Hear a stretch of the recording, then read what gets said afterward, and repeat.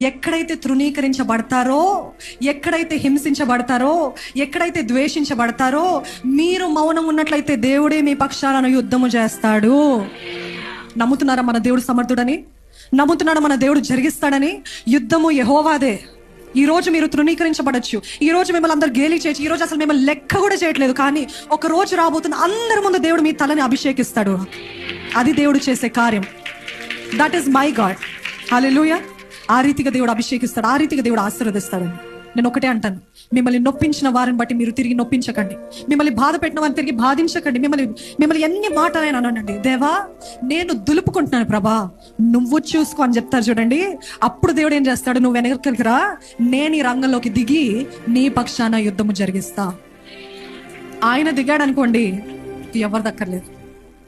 ఈరోజు ఇది మాత్రం నమ్మండి, నేను దేవుని సన్నిధిలో దేవుడి కోసము నేను క్షమిస్తా, నేను ప్రేమిస్తా, నేను ఈజీగా నేను ఒఫెండ్ అవ్వను, ఈజీగా నొచ్చుకోను, దులిపేసుకుంటా, ప్రేమ కలిగి ఉంటా.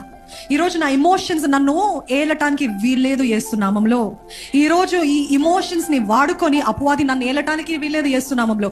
నా కుటుంబంలో నేను నెమ్మది కలిగి ఉంటా, నా కుటుంబంలో నేను సమాధానం కలిగి ఉంటా, నా కుటుంబంలో నేను ప్రేమ కలిగి ఉంటాను. నా కుటుంబంలో ఈ రోజు నుండి ఇంకో పరలోకంగా మార్చబడును గాక.